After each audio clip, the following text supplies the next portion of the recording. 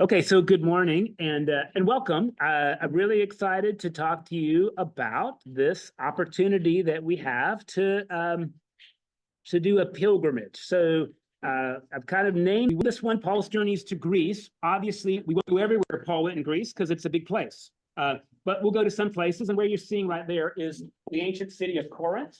That's the first slide there. What I'd like to do is talk to you about how a pilgrimage first is a little different from a vacation. I hope that's okay, just as a way of setting expectations. And I'll tell you, the last time we went on a pilgrimage, few people said, boy, this was not a vacation, it was a trip. And hey, that's just good to know how it's a little bit different. To be honest, pilgrimage is tourism.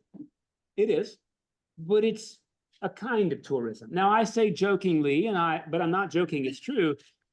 When you go with a parish, people tend to be on their best behavior because it's like a church trip and the priest is around, right? And so people tend to be really nice, which is great. And I'm sure y'all are nice otherwise too, but like it's kind of a good thing. First, let me tell you the itinerary so that you get an idea. It's on this sheet, a more technical, it has sort of everything that we're gonna do. We're gonna fly to Athens, that's the major airport, right? So in Athens, we'll have our first day doing the Athens tour. And there's more things you could do. Well, what I've chosen, having been twice in the last 2 years, is for us to go to the Acropolis early when there are the fewest people and it's the coolest, right? The Acropolis, right, is the high city with the Parthenon. Immediately after you go to the Acropolis, we go to the Acropolis Museum, which is like ultra modern and fabulous. It's across the street. And it has 3 levels. Each level mirrors what's at the Acropolis.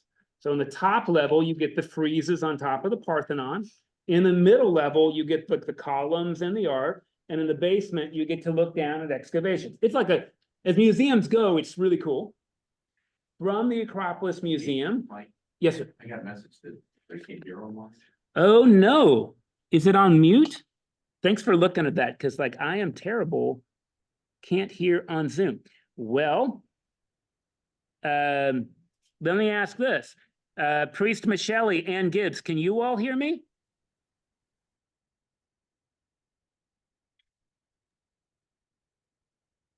Ann or Kevin or Michelle, could you just say whether you can hear me or not? I can't hear you. So something's weird. Boy, Zoom is so great when it works, isn't it? Okay, let's see. I don't think I have it on mute. Echo, I don't know. This is not good. It says it can hear me, so I don't know. I'm not on mute. I don't know what to do. This is not good. I wish I had somebody named Bob Ketchum who knew what to do. Oh, okay. Michelle says she can hear me. So Billy, I'm wondering if there might be something on your settings.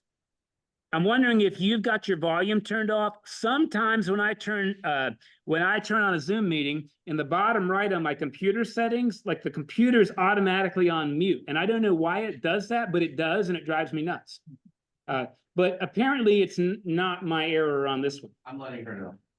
You are. I'm letting Billy know that it's. How to maybe check that. It's on her. Okay, back to the itinerary. So after we go to the Acropolis Museum, we'll go to truly, I know it's 2 museums in a day. We're not going to look at everything in the Archaeological Museum of Greece, but it is phenomenal. So we'll kind of sashay through it. That's where you see the golden mask of Agamemnon. It's kind of incredible. A lot of sculpture, there's a bronze of a boy on a horse. Has anybody been there before? Pretty fantastic, that museum, right? And then we'll go to the old Olympic track, where they ran races. And then we'll have some time to shop, right? Because we're just one day in Athens. The next day we'll hop on a bus and we'll drive a couple hours. Air conditioned, it'll have things for you to charge your phone in. I like to sleep on the bus. It's great. You'll have the opportunity. We'll go to Delphi, which I know Paul didn't visit in the New Testament, but it'd be a loss not to go to Delphi. right? And to see where the oracles sat. What a lot of people don't realize is that Greece is 80% mountain, 80% mountain, and Delphi is way, way up. The views are exquisite, and there is this kind of sense to the place that is like, it has its own feel, truly. So we'll go to Delphi. We'll do a guided tour of that. You'll have free time. They have a museum, skip that or not. I mean, whatever you want to do at the end. It's air conditioned, it's nice. From Delphi, we'll go to a rock forest and spend the night. That's Meteora. Now, I'll show you some slides of where we're going at the end. But again, I just want to kind of talk about the places now. Meteora is a place that it's a geological formation unlike any I've been to. And when you see the slides, you'll see it. People came and they built monasteries on top to literally be by themselves. And now they're totally inundated with tourists. So this is like bringing money to the monasteries, but it is really exquisite to see. And they built these monasteries over centuries, hauling everything up with like a winch. And they're incredible.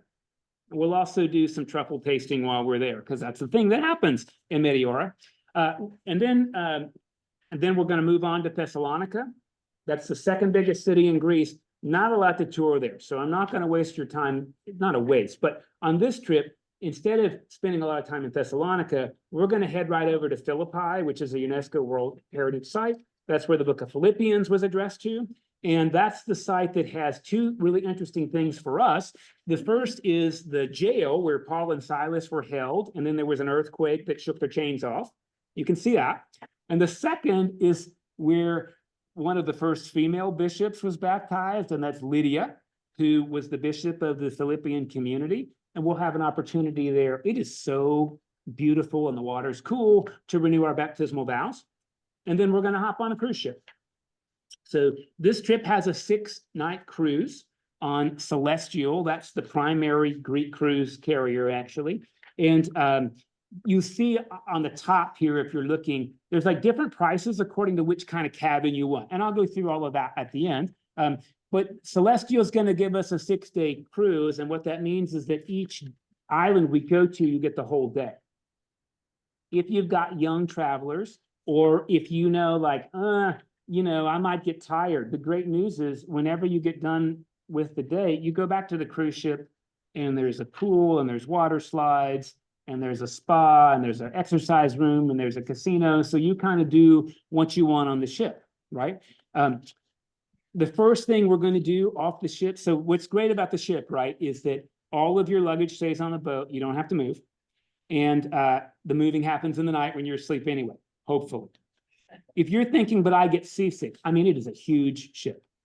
And beyond that, between Dramamine and seeing your doctor for those little patches that go behind your ear, I have not had a problem with people on this kind of boat.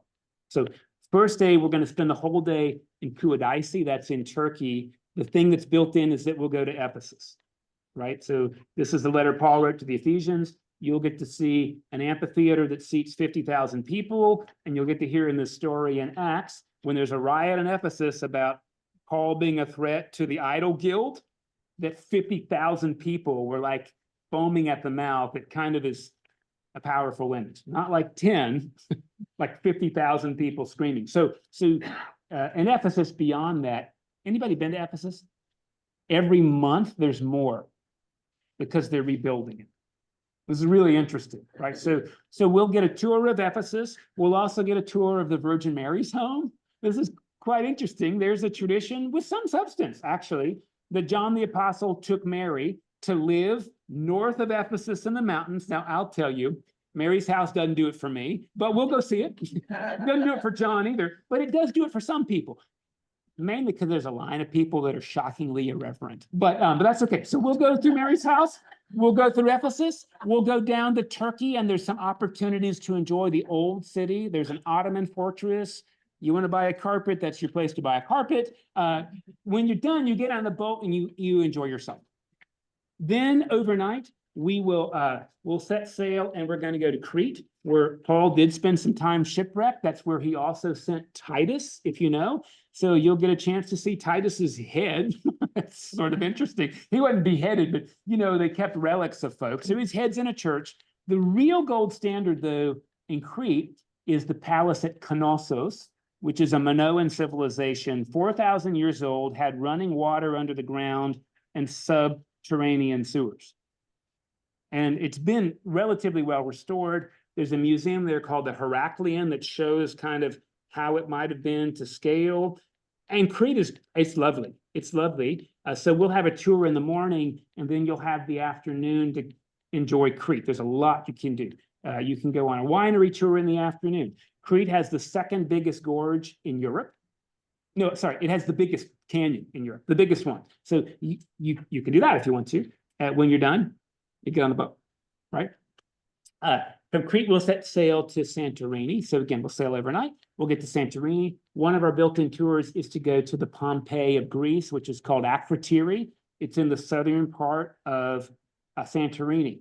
Santorini, very active volcanic spot, and these people seem to know the explosion was coming, so there aren't like a lot of bodies, but there's layers and layers and layers of civilization. It is super cool. So we'll get the tour in the morning, and then we'll have the day at leisure in Santorini to see. Have you ever seen a postcard of Greece with all those white buildings on the cliff? That's Santorini, the north part. So we'll have time to check that out. Next day, we'll sail to Mykonos. Mykonos is like the island that became the party island because of the Onassis family. But really the cool part about Mykonos is not Mykonos. It's the little day trip we'll take to Delos, which was like the epicenter of ancient Greece for worship. Also the treasury of ancient Greece.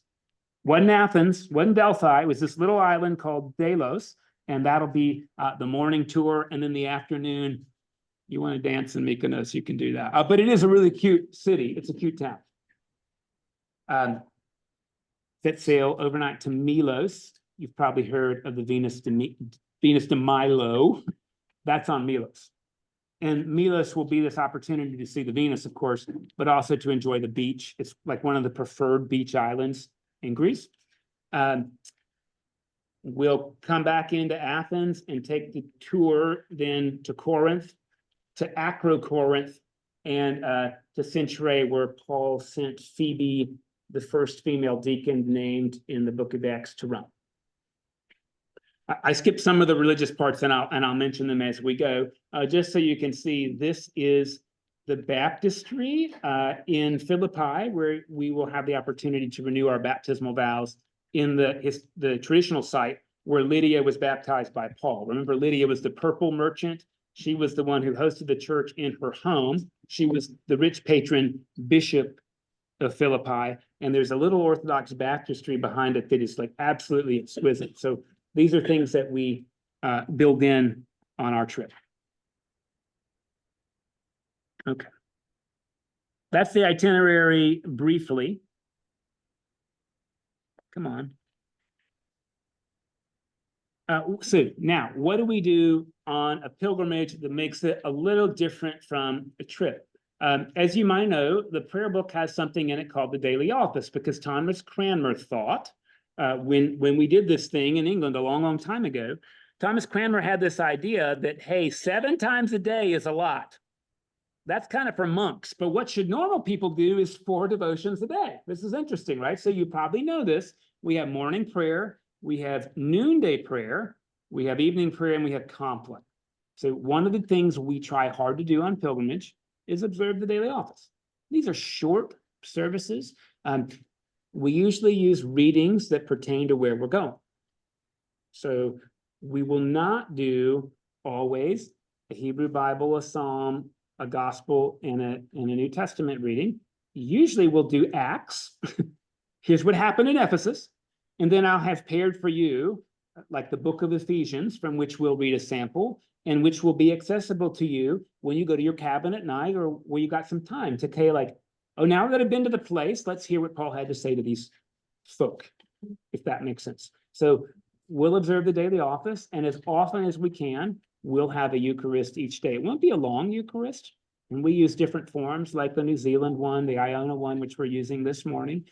So there's a little bit of variety. But it is sort of lovely to go to a place like this. This is in Berea, where that's the Bema of Paul. Those steps are like 2,500 years old, and traditionally that's where Paul went up and spoke. And we might have a Eucharist in front of the Bema of Paul. for 10 minutes, just to be really clear, not for 2 hours. Oh, man, come on. There is something really lovely about having an ecumenical experience. And so we'll be going into Orthodox churches. We'll be using different forms. Fingers crossed that our guide is willing to share part of their faith experience. That was our experience here. When I took the clergy group here, our guide was a Greek Orthodox, very pious, and very willing to share the traditions. And so when we went to the monasteries, she offered an explanation of iconography that's like really, really helpful. Here's what this means. Here's what you see. Anybody been in a Greek Orthodox church? You know that there's this like barrier in front of the what we would normally call the altar, called the iconostasis. Well, you cannot, if you go past it, you're in major trouble, right? That's for clergy only, but she explains what's similar about all of them, what's different. Just so, for example, so it's interesting to hear this very like large and ancient tradition, right? The Orthodox Church is as old as the Catholic Church. So we'll get a full explanation of that as well. And one of the benefits of having a local guide, like even better than having me, is that the local guide can tell you what I can't. You can have a little adventure. So you may not want to go parasailing in Meteora. 2 of us did. By the way, if you ever want to do it, it's a cool place to go because you can see those rock formations a little bit here. But there's free time every day. There's free time every day. As we're Episcopalians, a lot of people do like to share a glass of wine at the end of the day and share that together, which is really a lovely thing to do. But there's free time cooked into most days. Some people will spend that time shopping. Some people will spend that time paragliding. Some people will spend that time doing extra touring. Some people will spend that time at the pool, on the cruise ship, right? So there's free time and there's add to it, whatever you want to do, many days. It is really something to be in a place that maybe you've heard a story about that does not look like Texas. I think sometimes when we hear a story, we imagine it looks like here. And so again, the prison of St. Paul in Philippi is a cistern. It's not a jail because they didn't have jails in the ancient world. They didn't have prisons like we have them. You were under house arrest, right? So you get to see these kinds of things, and you get to see, particularly like when you go to Corinth, that there's Corinth, and then there's what they call Acro-Corinth, the city on top. And when Paul talks about in his letter to the Corinthians, these problems with uniting themselves to prostitutes, up in Acro-Corinth is the temple of love to Aphrodite, where people would go and have sex with sacred prostitutes as a form of pagan worship. So Paul wasn't talking about the red light district in Amsterdam. He was talking about what happened in temples above where they were. This is a really interesting way to reimagine what is Paul worried about.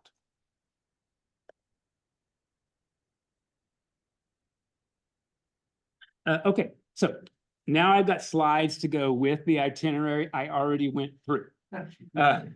There's the Mask of Agamemnon, right? It's made out of gold and it's wrapped out, and that's the first thing you see in the Archaeological Museum in Athens. And over here, of course, is the Parthenon. Many of you know that the Venetians blew it up in the 1600s on purpose. Like the Ottomans were storing gunpowder there, and the Venetians blew it up on purpose. So what they're doing is slowly putting it back. So every time I go, there's like a new piece or two.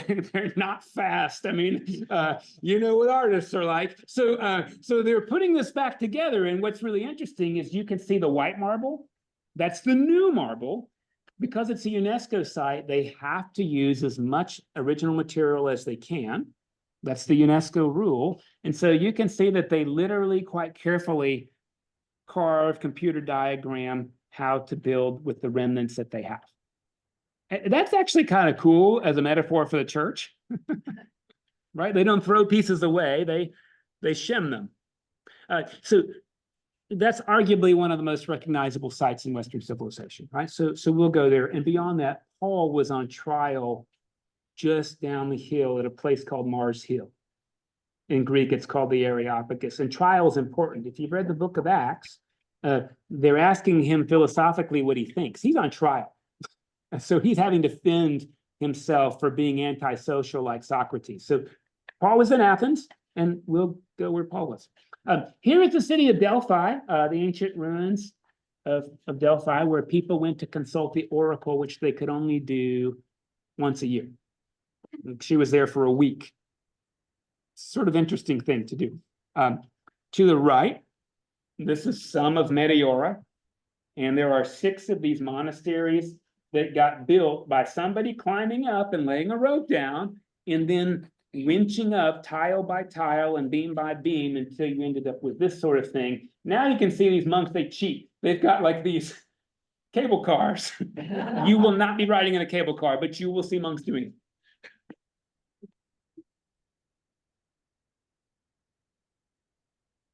Here's the city of Ephesus, right? And as I mentioned, this is a Greco-Roman amphitheater that seats 50,000 people.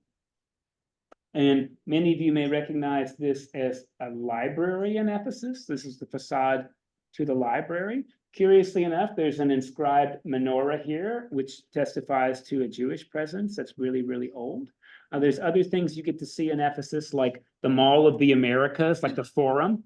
To give you an idea, Paul was a tent maker, somebody who worked with leather, and these things are really, really exposed to the sun. So Paul made shade sails. And you'll see why and kind of what the Forum was like, and ideally like how things got shared in the ancient world, like philosophies and tidbits, etc. And there's some other really interesting bits in Ephesus, like they've unearthed some underground cooling chambers that were like the ancient refrigerator. So air comes in and out, kind of like on those towers, and kept things cool.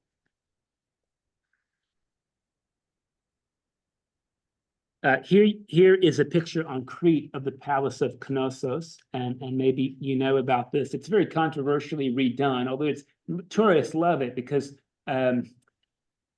this non-expert archaeologist just started putting it back together how he thought it would look really cool. So he painted it red, and like I mean, it's cool to see, like it might have looked like that. It's real controversial though, right? But good for him for giving us an idea how things would have looked. And there's these kind of amazing frescoes like this. You probably know about the idea of Theseus and the Minotaur. It turns out that a labyrinth, that's what's at Knossos, the word comes from. Does anybody know what labyrinth means? Yeah, you'd think maze, it's a double-headed axe. A labyrinth means a double-headed axe. And this is very labyrinthine, the city of Knossos. And they had this interesting sport called bull jumping, where like a bull charges you and you like jump over it. Sounds pretty exhilarating, right? And so you get to hear some of the associations with things like minotaurs, right? But as I mentioned, we'll also go to the church that has Titus's head, because the whole book of Titus is Titus a missionary to Crete, and Paul stopped there on his way to Rome as well. So we'll get to recover some of those bits on our trip. Couple shots from Santorini. This is like one of those frescoes in Akrotiri that got covered with volcanic ash of like a couple people boxing. Just kind of interesting. They look like Medusa, but I guess they grew their hair like that. And then the whitewashed corridors and the whitewashed city. Those are kind of the beautiful bits that you see in modern day Greece. Okay, here's Mykonos, which maybe you know has Little Venice. Right, so that's Little Venice, where the Onassis, they're the ones who made Mykonos the modern party island. Like Jackie, formerly Kennedy Onassis, and her husband used to come party there. So now people love to party in Little Venice, but we'll take the day trip over here to Delos, which has these Nemean lions, and it's sort of, again, the epicenter of, well, Greco-Roman civilization for a long, long time. I'm looking forward to going to Milos because I've not been there. But in case you didn't know what I was talking about, there's the Venus de Milo, right? She used to have arms, by the way. Like they fell off and still looks pretty good, right? Like disabled people look pretty decent. Wouldn't you agree? And then this is the port of Cenchreae, which you can visit. And this is where Paul sent Phoebe to Rome as a deacon. So she's named as a deacon. Not a deaconess, as a deacon. reminder, right? Like, we tend to think that Paul was anti-women, and we get that wrong. This is part of the reason to go and say, like, oh, ordaining women to the Episcopal Church is like an old thing to do, not a new thing to do. And then, oh, that shouldn't be there. That's Philippi. But here's Corinth down here, and here's Acrocorinth up here. So remember, Acro means high. It's like the Acropolis is the city above the city. Here's the Acropolis of Corinth, and it ended up being a Crusader fortification. But there's also the Temple of Love up there. And by the way, not all of you are going to want to walk up that hill. That was my next question. Here's the good news. We're adults. We make adult decisions. Like, I think I'm just going to have an ice cream. Do that. Do that. Okay, I could show you this video, but it's a little corny. So the ship is a decent ship. And what can I tell you about it? It has 630 cabins and 500 crew. So it theoretically holds about 1,500 people max. So it's kind of a medium-sized cruise ship. You'll see bigger ones. They have kind of cornered the market in the Aegean. I mean, they do because they're cost effective. They're hard to compete. You'll see a couple of Viking ships that cost a lot more. Part of the way they do this is that they do charge you for things. I'm just going to tell you, they charge you for certain things that you don't have to buy. But so you know, like if you want internet on the boat, they're going to charge you. I don't like to pay for that. So I wait till I get off the boat and I use the free Wi-Fi in the museum. I also don't like being on my phone when I'm on vacation. But just so you hear, like not included is your internet. They have a lot of bars. They have, what is included is like the buffet style meal. I don't love buffets. I got to be honest. I don't, but I'm not paying for other food when I pay for the buffet. So you can make your own decision. The food at the buffet, there's always something I was able to enjoy. And I'm a picky eater. There's always something I'm able to enjoy. Wine and beer are complimentary. If you want a Manhattan, you're going to pay for that. Okay. They do have 2 swimming pools. They have a decent little fitness center in there. You can walk the deck. They have some slides. Every evening they have shows, just like any other cruise ship. They have like kind of wacky things like fruit carving during the day. And they have 3 different cabins that have been packaged for us. One is an interior cabin, cost the least. For, what is it, $150 more. You can have a cabin with a porthole or a window that faces out. And then the last cabin option is what they call the exterior XD, which has like a couch in it and like a bigger TV. I am not planning on watching TV, but I'll probably get one of those anyway. I mean, because it's not much more money and because this time my spouse is going, yay. So that's why there's a price differential, because they charge different prices based on what cabin you want. If you've never been on a cruise, I'll tell you, I was in an interior cabin. It was fine. Like the interior cabin was fine. It wasn't the room I wanted to hang out in because it had a bed and a desk and a chair and a shower, but I had the rest of the ship to hang out in, right? So you can sit on the top deck and sun. Like I mentioned, you can go to the casino, not included. You're not included. You can go to a show. You can go swim in the pool. That is included. You can go to the exercise room. That's included. You can go to the spa. Not included, right? So there's a lot to do on big boats if you've never been on a cruise. And part of what it allows you to do, right, is rest comfortably when you're ready, right? So when the tour is over, you go to the boat whenever you want, and you hang out and you take a nap, or you do whatever it is you want to do, and you can come back off if you want. Like what they'll tell us every day is, here's when we're disembarking for our tour, and here's what time the boat leaves. Now, I am not in charge of you. I just want to say this right at the beginning. If you want someone to be in charge of you, this is not your trip. If you hurt your ankle, I will tape it. But I will not tell you, Donna, the boat's leaving in 5 minutes. We really want to go. What happens if you don't make the boat? You're stuck. You gotta find transportation. Great news, there's ferries. Okay, there are, but again, I don't control you. We're adults. I mean, we're adults, And when I bring my kid, I will very much be watching my own kid, but I will not be watching yours. Does that make sense? Now, if you have a problem, I will help you with your problem. But if your problem is I missed the boat because I was shopping, I am not helping you. I have to say this up front. Okay. So we have a specific cost that can only go down. Why can it go down? Because the air isn't, we can't book the air yet. But this is like the high estimate for the air. It's probably a good estimate. It's a little higher than I'd hoped it would be because we're going in peak season. Why are we going in peak season? So that people who go to school and teach school can join us if they want to. We're still beating the major tourist rush, which starts when Europe gets out in the middle of June. I will warn you, this year it was unseasonably warm early. So it may be a bit warm. That's why we run our tours in the morning. And then you kind of have siesta time or whatever you want to do in the afternoon, and the evening is nice again, right? It's just what it takes to try to get us as many who can go together, if that makes sense, right? And because it's early season, the costs are just a little bit higher. Now, somebody asked me, oh, are we going to fly sans air? No, that means without air. No, I mean, there's all kinds of international carriers, right? And I should have said without air. Some of you have points. Some of you would rather fly business class.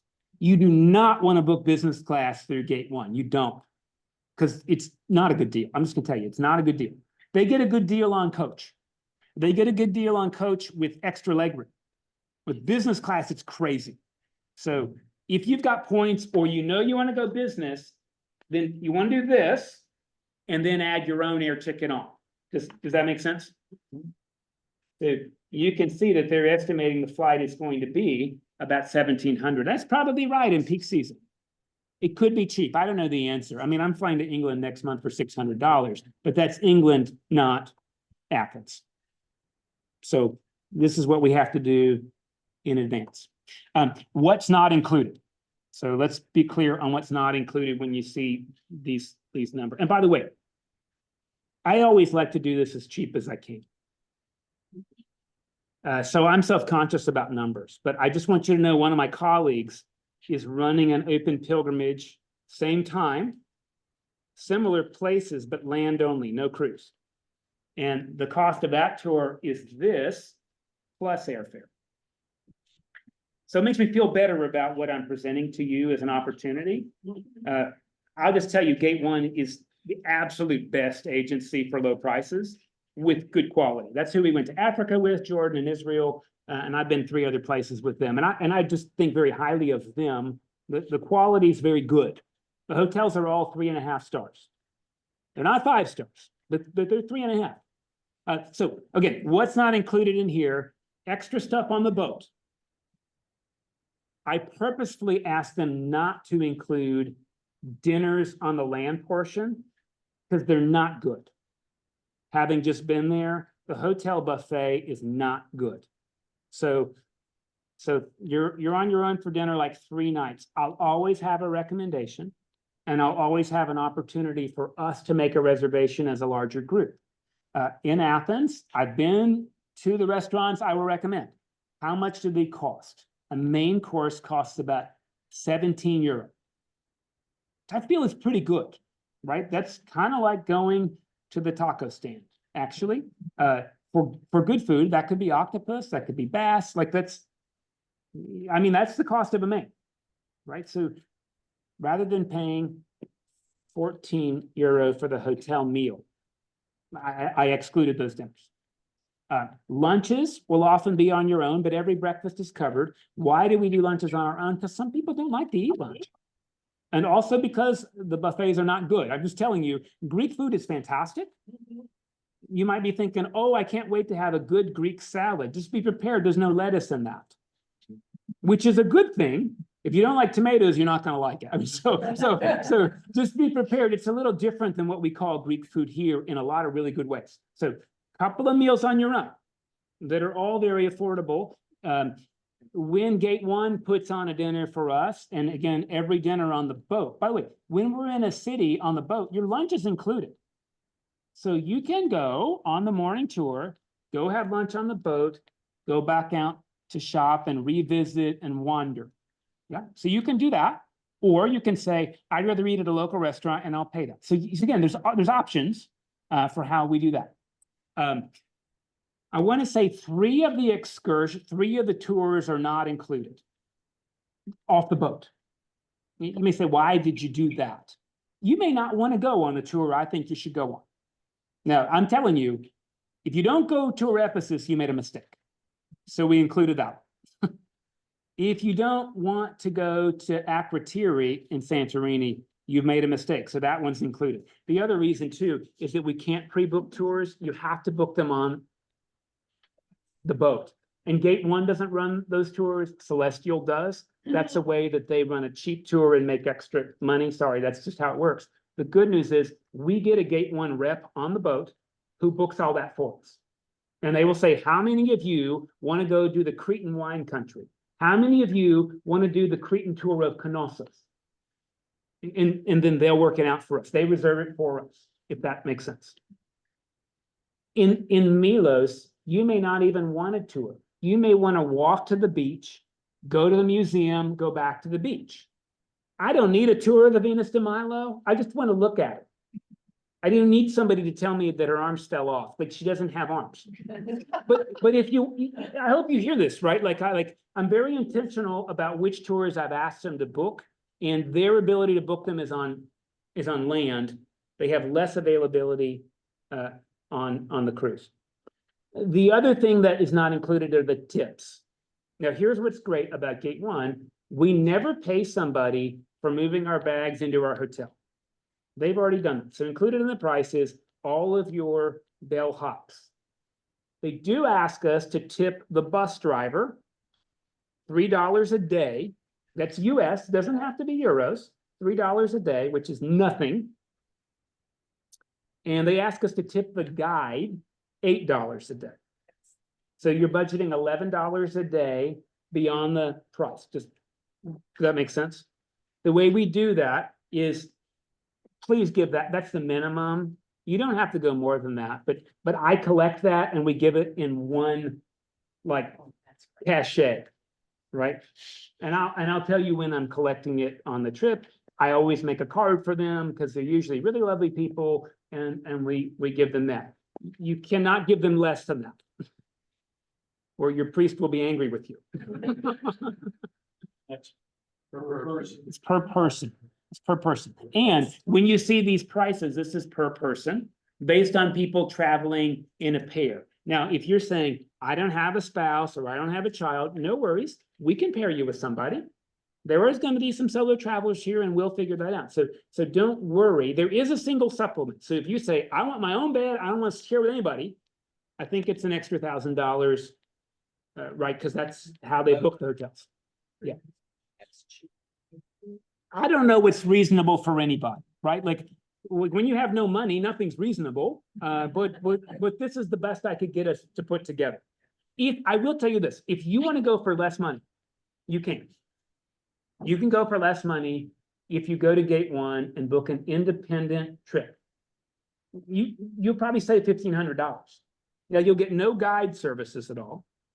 But like that's the trip I would take on my own. And so you are paying a little more to have this package with our group and with guides, right? But again, you don't have to. If you want to know how to save money, I will tell you how to do this cheaper, but you'll be going on your own. Does that make sense? That's what Gate 1 calls an independent. It's an independent trip. And it's up to you to know the places. Yeah, and if you want to do that, I've been twice in 2 years. I can tell you what you ought to do in those places, and you can book tours or not. Like, I'm happy to help you individually. This is more equivalent to what they call a classic tour, which is you have a guide. It's pretty full service, minus, right, 2 tours that are going to be 89 euros each. Right now, the euro is like $1.05. It's something pretty close, right? So 2 $95 tours you want to add on if you want to take them. If you don't want to take them, no big deal, right? And Milos, we may not even book the tour through them. I might book it through Get Your Guide for everybody who wants. To go to Milos is like a short ferry ride. And then, and then you can wander it yourself, or you can get somebody to tell you like, these Nemean lions were made from marble found in the South Island of Lesbos. The interesting thing about them, I mean, I'm not making fun of it, but like you have options too. And I'm happy to help you if you go on our trip to say, hey, I want a different kind of guide experience. I will help you do that. Because I've done it myself. So it's not bad. You can book these things on the phone, real time, same day. Like I went paragliding, I booked that 30 minutes before I went. They picked me up at the hotel. We went, they dropped me off at the hotel. Tom? And Mike, you talked about that, tips in dollars. Yeah. Should it be in dollars? It can be in dollars. That's what they recommend. They can change the guides. They do this all the time. You don't need to give it in euros. Oh, and some people ask me, hey, if I want to go, how many euros do I need? You need no euros. None. Everything is tapped card. Like if somebody ever takes your card, you're not getting it back. In Europe, they bring the machine to you, you tap the card, and that's that. Never slide your card in Europe. Like that's not a thing we do. It's insecure anyway, right? The tap to pay is the most secure way of payment. That includes on the ship, that's in restaurants. If you want to buy like a Mythos beer from a convenience store that costs 90 euro cents, I'm tapping my card to buy that. Yeah, so prep isn't bad. You have to know anytime you go to Europe or out of the country, your passport has to be good for 6 months past the return date, which if I do the arithmetic correctly, December 7th, 2025, your passport needs to be valid through December 7th. If it's not, you've got like 11 months to get an updated one. If you're a kid, like under 16, your passport's only good for 5 years, which is a pain. This will be Emery's first passport. Yeah. Yeah. So, and then deposits. Deposits. This is a great question. So, we're going to do this. We did it last time we went to South Africa. We're going to set up for you a way that you can manage your own account. You make the payment straight to them, not to me. With the exception that the cruise to hold our rooms, they need a $120 deposit per room. So that's per couple by August the 12th. So I'm going to say August 1st. And that can just go to St. Thomas, Greece in the memo. And obviously, if you know you want 2 rooms, it needs to be 240. Does that make sense? Now, I don't need to know. Well, I would also like to know what kind of cabin you want. Because what I initially told them is, let's hold 6 on the inside and let's hold 6 on the outside. But we still have time if you want that XD. You can look at it online, by the way. And I have a link on this.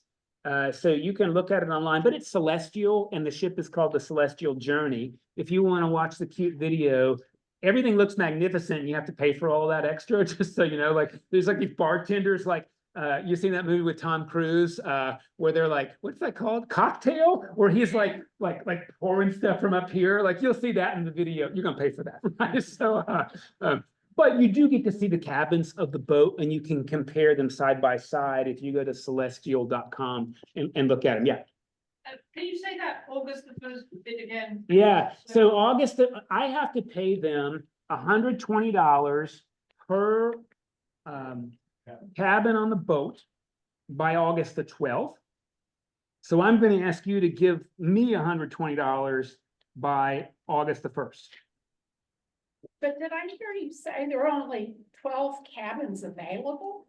Well, we can get more if we need to, but Oh, 12 okay. cabins meets 24 people. If we get 40, okay. I mean, we're not going to get 40 people, but we can make more room. This is just conservative estimates that I just want to be conservative because I don't know how many people want to go.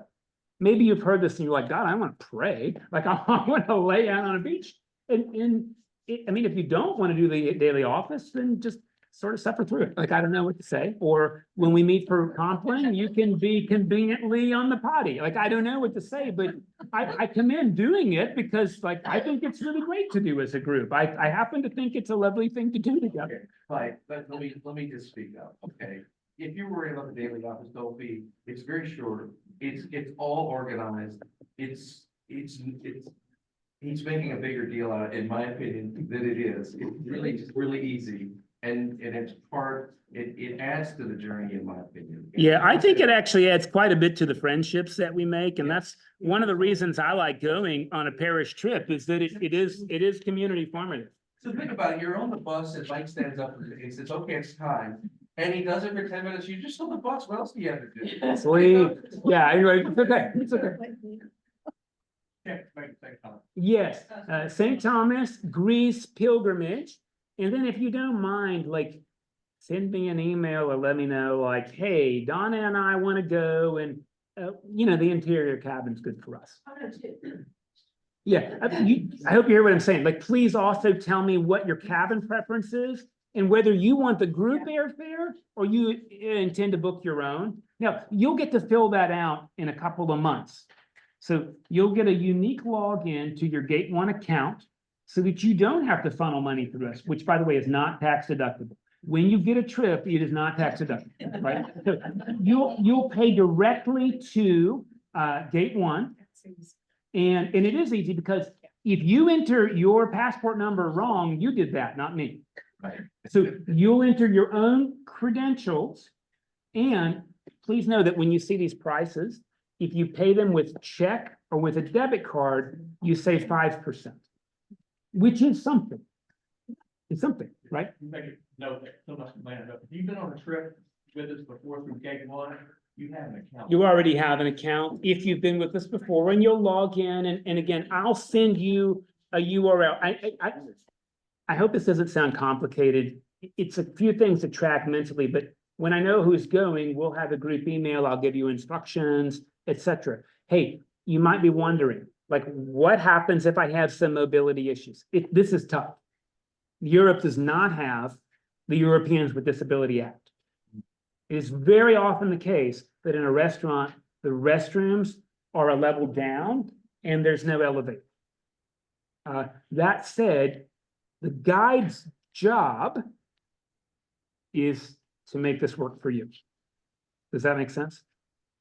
I have pushed somebody on a wheelchair myself, and I don't mind doing that. I actually think it's lovely to do that, right? But if you're concerned about mobility, I'm happy to talk to you. Some of these places have steps and they don't always have ramps. And that's just important to know. Like, I'm not just talking about people who are like older. Like, I have a kid who, unlike me, hates walking. That kid is going on the trip. I just want you to know, like, they don't really have a lot of choice on this one. And how will I spend my afternoon? Probably on the boat. And I've prepared myself for that, right? I prepared myself for that.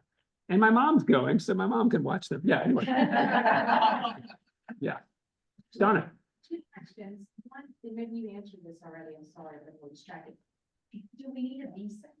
No, it's a European Union country, so we have an auto visa as a US citizen. Okay, and secondly, for those who haven't been, you were talking about travel insurance? Okay, travel insurance is a thing you can buy, and you'll see an add-on through Gate One. So Gate One will sell you travel insurance in case you get injured. It's supplementary insurance to your medical. It includes some cancellation of trip, although Lewis will tell you it can be difficult to navigate that. I'm not going to buy it from Gate One. I'm going to buy it from another site. InsureMyTrip.com. There's a couple of other sites. I buy it from World Nomads. It costs me $79, and it's supplementary medical insurance. Now, you'll be in the EU, so if you get hurt, they have socialized medicine, but you don't live there, so there is some cost. But it's not like our doctor costs. You will not pay $400 for an ace bandage in the EU. I don't know how to advise you. I will buy trip insurance, medical insurance, to be clear. You have to read every policy carefully about what happens if I cancel and for what reason. I don't give that advice. I do advise you to think about it. Does that make sense? The Gate One is comprehensive. You get a 5% discount if you pay by check. Lewis will tell you what it's like if your flight doesn't land. I thought Larry next. What would you say is the overall, level of activity or land portion? Well, maybe different Yeah, great question. Probably if you can walk non-serially, probably not more than 2 miles a day, non-serial. Does that make sense? Now, there's a fair amount of standing, which means if I'm worried about that, don't hear this the wrong way. I might bring a walker with a seat on it so I can just sit down. Not because I need a walker, because I'd like a seat. And that should not be embarrassing. This is a luxury thing we're doing, right? Traveling is a luxury. So if you're going to enjoy it, please enjoy it. And they'll port that thing for you. They'll port it. If, by the way, into the trip, you're like, boy, I need a wheelchair so I can sit and be comfortable. Ask. It's their job to get us a wheelchair for your comfort. Do not be uncomfortable on a luxury trip. Do not. Please don't. John. All transfers are covered by. Yeah, everything's built in. I told you all the exclusions, all the transfers are built in from the airport to the cruise terminal, to the hotels, all of that. You're never tipping a porter. They already did that. One more question. Restaurants, specialty restaurants on the ship, do you have to book them ahead of time? No, well, I don't think so, because the demand's not that huge. And there are like 5 of them on the boat. I can't speak to the cuisine because I didn't do that. I preferred to have my specialty restaurant in the town, if that makes sense. It's not right or wrong, it's just what you want to do. I imagine the cocktails were decent. I imagine, I don't know, because I never had one. I had them locally. Morella.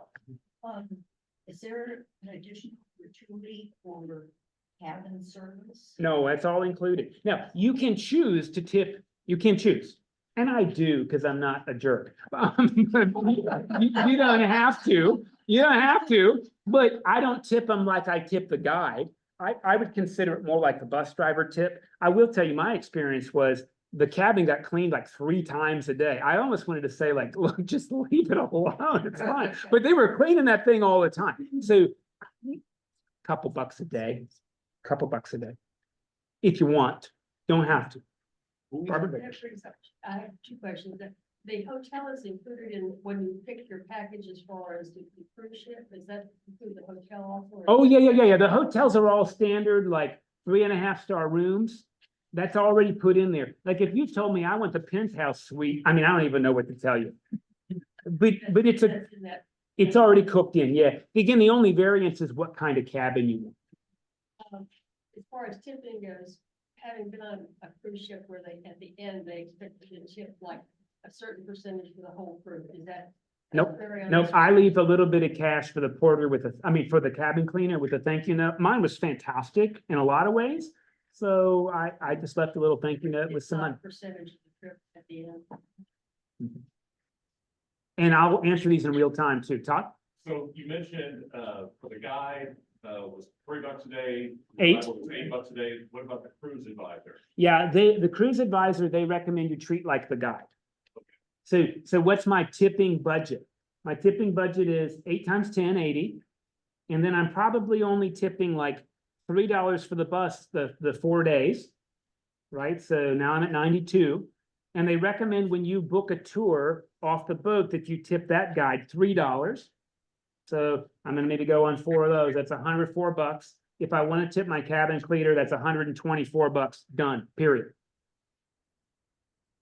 I mean, that's my budget that I'm doing. 125 in tips. Yep. And that's, I'll probably bring 300 in cash. And I may not convert that to euros. I don't know. Like I'll bring small bits so that I can tip like that, right? I'm gonna multiply that times 3 because I've got my kid and my spouse, right? That makes it a little easier, right? So at the end of a tour, I'm tipping $24 a day to the guide because there's 3 of us. Does that make sense? There's 8 a person per day. Bob, I think you had a question. Yeah, flight booking. When you use Gate One by on your own account, you do all the flight booking in there. Yep. I'm assuming we're gonna pick a flight and have one for the group. Correct. We'll get one flight for the group. They can't book it this far in advance, so I think what I'm hearing is at the end of July, early August, we'll have the flight. I don't know if it'll be Lufthansa through Frankfurt. I hope it isn't.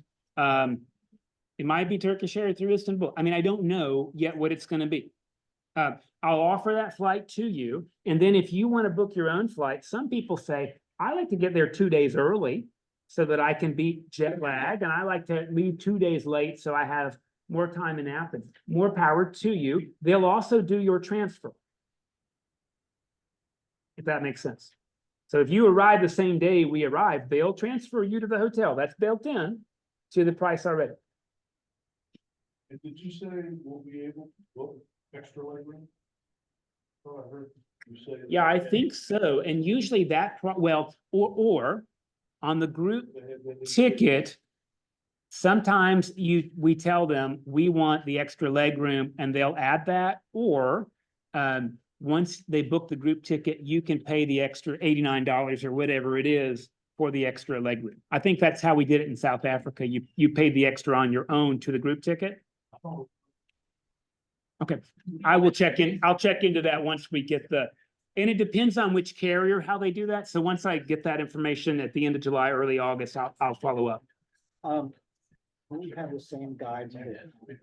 Will we have the same guide the whole time? We'll have the same land guide in Athens, Meteora, Delphi, Philippi, Corinth at the end. And then we'll have different guides. Does that make sense? We can't have Gate 1 guides on Celestial Cruise. That's their rule. So every island will have a different guide. But everything Gate 1 does has the same guide. Robert? Oh, to the Celestial line so you can see the cabins. It's in this handy dandy PowerPoint that if you want, I will be very happy to email you. I have to hit share screen, sorry. It's like I've never used this before. You know, it's a minute long. Let's see if it'll work. Again, this is just like the tour department's video, but if you want to, come on, let's see if it'll do it. If you do a search on Celestial Journey, you'll get it. It'll take you to the boat. Yeah, so this is like the boat site. Oh, it's not showing me the fun video. Celestial.com, and you want the ship to be Celestial Journey. Here it is right here. Well, I tried. There we go. Be great if I had the volume on, but there you can see this is the XD cabin.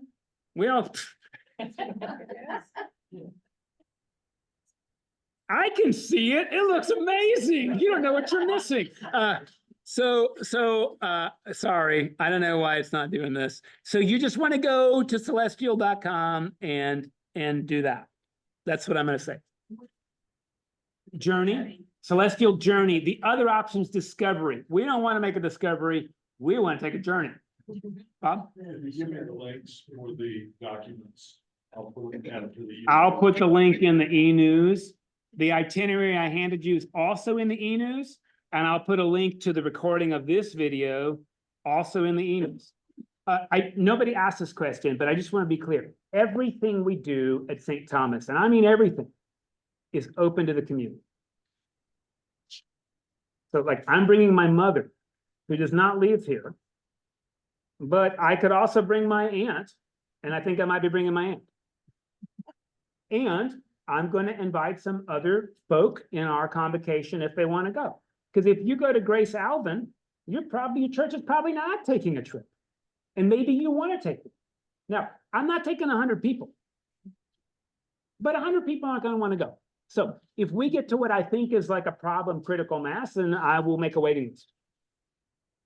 But I'm not looking to bring the whole diocese. I think probably 30 is where we're done, if that makes sense, including me. Because more than that, it was great to bring 43 people to Israel, but it was a lot of people. It was a lot. Any other questions about this? You can email me, you can call me. Don't email me this week and expect an answer because I'm leaving tomorrow for a week. you'll get a message that says, I'm not here. But as soon as I get back, I'm happy to answer any questions you have. If you say, is this right for me? Or like, boy, that sounds like a weak itinerary, I'm really happy to talk through like the decision points on that and then help you think through that. There's a piece of advice on insurance. InsureMyTrip.com was recommended by Consumer Reports, and it's a bunch of different insurance companies bid in there, and they put their prices, and you can pick what kind of policy you want. One piece of advice, if you are concerned about emergency evacuation, read the little print. Emergency evacuation means you get evacuated to the nearest hospital, okay. Okay, if you want emergency evacuation back home, I can tell you about that, it's not cheap. You'd probably rather go to Tel Aviv and that, I'm not even joking. You'd probably rather go to Tel Aviv than the medical center here anyway. Don't go to Gaza. Tel Aviv would be okay. Yes, sir? What I was gonna say earlier, talking about sending out the links, we can post them with this video that you're gonna. Perfect. post Perfect. This afternoon. I hope to post it this afternoon. Should be okay. Yeah, once you get it posted, you can do the links, I'll put it in. Perfect. The description. Thank you. Thank you. And those will be in the e-news too. So I'll try to send them to you. Right. Let me formally end our time. I have some more of these if you want them. Like if you want to give it to your mom or your sister, or hey, you only got one and you like having your own. Come get these if you want. Thanks everybody for joining us on video.